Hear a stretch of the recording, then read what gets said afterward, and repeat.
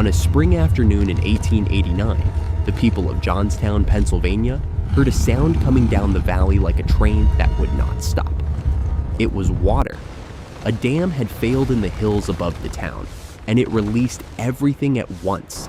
A wall of water tens of feet high, moving fast enough to carry houses, rail cars, and entire streets in front of it. People who looked up the valley saw it coming and had minutes, not hours. Within the hour, the wave had traveled the length of the valley and torn through the town itself. More than 2,000 people were dead.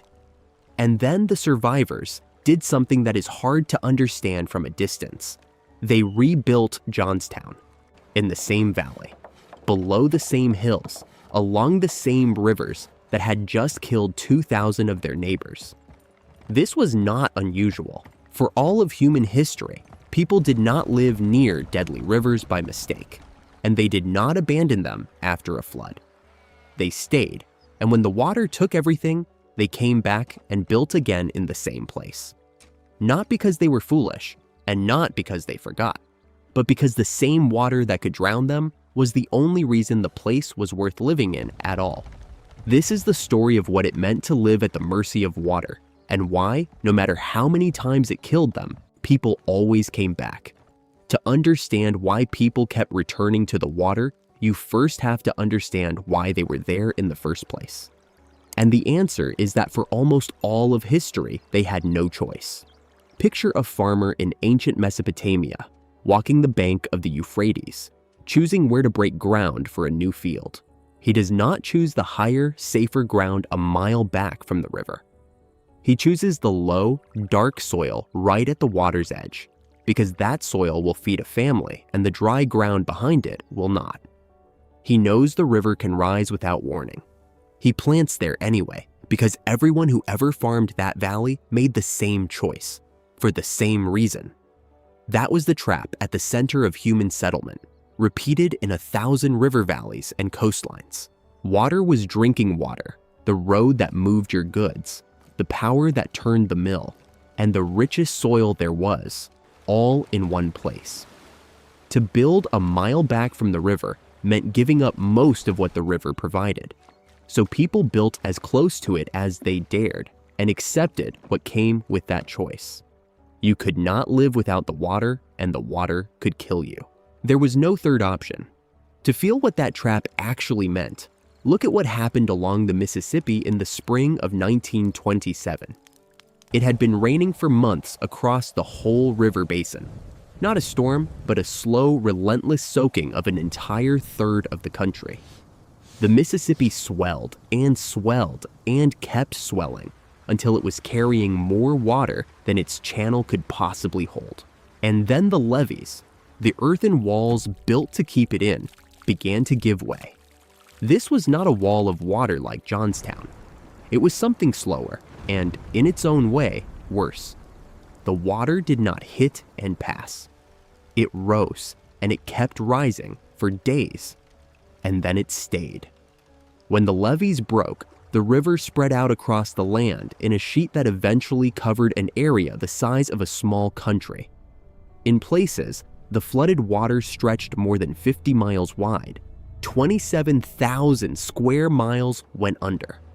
Hundreds of thousands of people were driven from their homes, many of them clinging to the tops of levees or the roofs of houses for days, waiting for boats as the brown water moved below them, carrying everything they owned. That is the particular horror of a flood. A fire you can sometimes flee. Cold you can endure in place if you have fuel.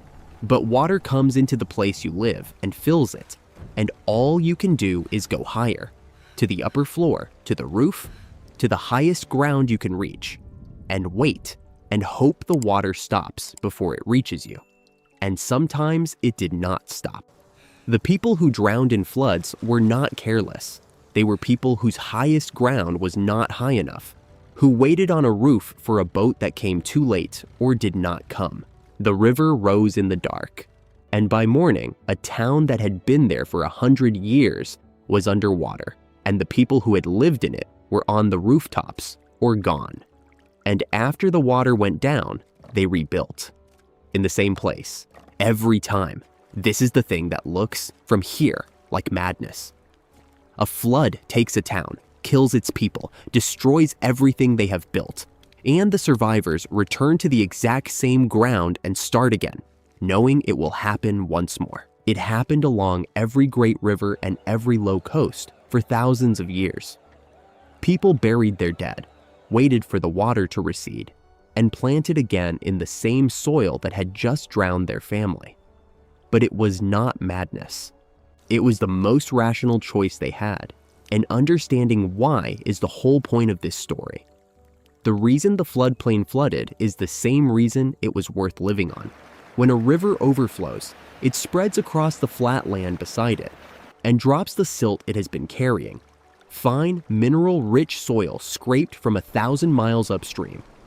Every flood left that land more fertile than before. The very thing that made the water deadly was inseparable from the thing that made the land priceless. Nowhere proved this more completely than Egypt. For thousands of years, the Nile flooded on a calendar so reliable that an entire civilization built its life around waiting for it. Each summer, a farmer standing on the dry, cracked edge of his field would watch the water begin to climb, day by day, until it swallowed the ground he had harvested months before. He did not run from it. He waited for it to recede, and when it finally did, in the early autumn, it left behind a layer of black silt soft enough to plant with a wooden hoe and rich enough to feed his family for another year. The Egyptians called the flood season Akhet, and they measured the water's rise on stone gauges called nilometers, set into wells and riverbanks, so that priests could read the exact height of the coming harvest before it arrived. A flood that came in too low was not a relief, it was a crisis. Less water meant less silt, meant a thinner harvest, meant a harder year. The numbers read off a nilometer could tell a kingdom, months in advance, whether it was about to be fed or starved. The same rising water that could drown a village on a bad year was, on every ordinary year, the reason that village could eat at all. They did not flee the flood. They built their entire calendar, their religion, and their agriculture around receiving it. So people did not return to dangerous rivers out of stubbornness or forgetfulness. They returned because the flood was the price of the richest, most useful land there was, and it was a price they could not afford to refuse. We did not live with deadly water in spite of the danger. We lived with it because the danger and the value could not be separated. For most of history, that bargain could not be broken. You took the good land and the deadly water together because there was no way to have one without the other. What changed it was engineering.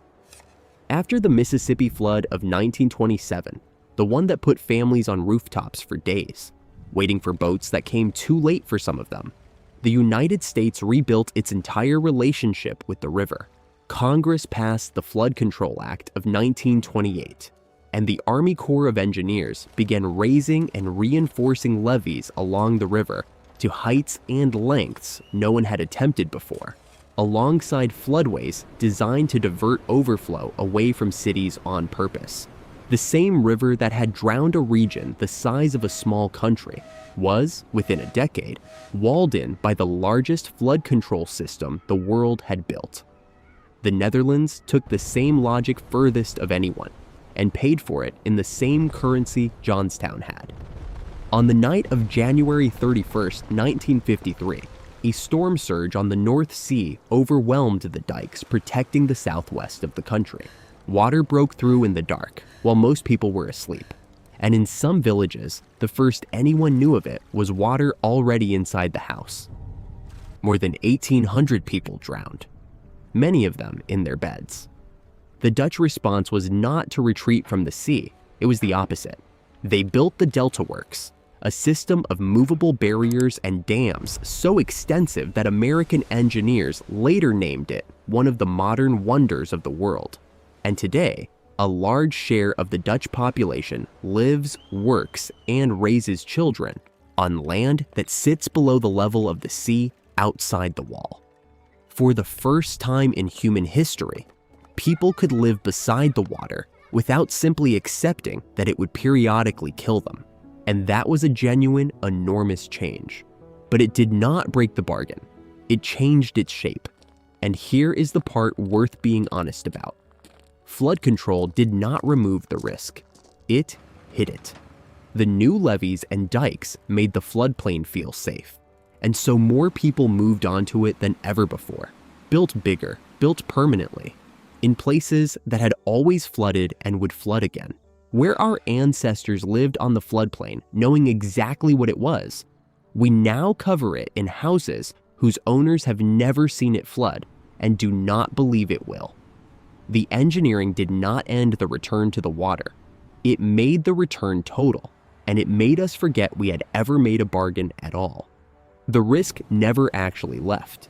In August 2005, New Orleans learned that the hard way when its federally engineered levees failed and roughly 80% of the city went underwater over the course of a few days. The water is still there. We have just stopped watching it. Cross a bridge in any city and look for a moment at the water underneath it. You almost never do. It is just there, part of the scenery, a river you drive over without a thought.